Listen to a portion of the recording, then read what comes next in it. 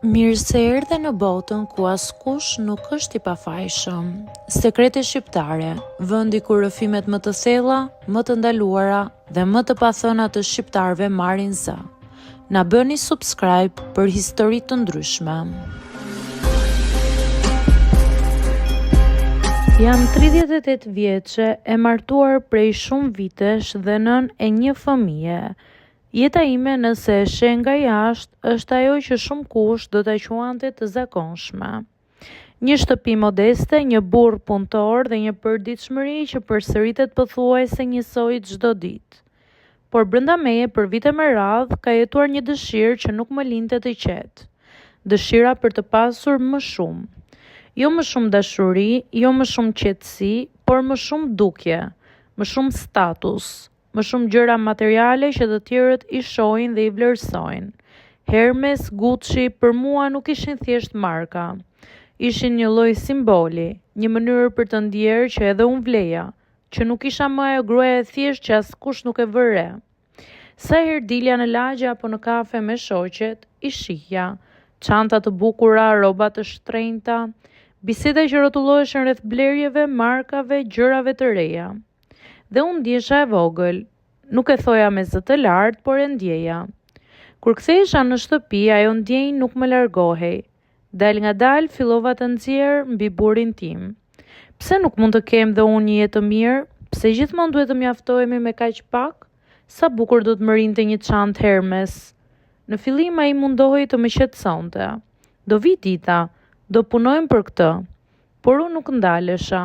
Çdo ditë një koment. Çdo ditë një krahasim, çdo ditë një kërkesë. Nuk e kuptoja që për të kjo nuk ishte thjesht një dëshirë, ishte një presion dhe një barr. Një ndjenjë që nuk po arrinte të më bënte të lumtur pavarësisht përpjekjeve të tij. Një ditë pas një bisede të zakonshme ku unë i përmenda sërish dëshirën për gjëra firmato, ai më pa në sy dhe më tha: "Do mundohem." Nuk ishte një premtim i madh, por ishte ndryshe nga herët e tjera. Dhe unë nuk e mora seriozisht. Ditët kalonin dhe ai filloi të ndryshoj. Dilte më shpesh, kthehej më vonë, duke i lodhur dhe i heshtur. E pyeta disa herë ku ishe gjithë ditën? Në punë, më thoshte shkurt.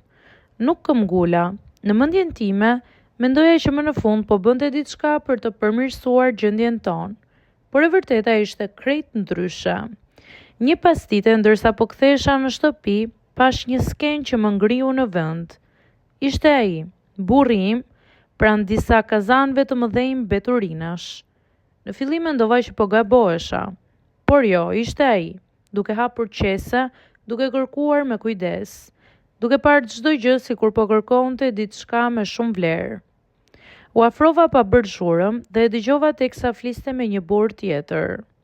Ndonjëherë edhe gjëra të mira, sidomos nga jashtë, gjëra firmato mund të jenë nga Italia. Në atë moment më ra gjithçka.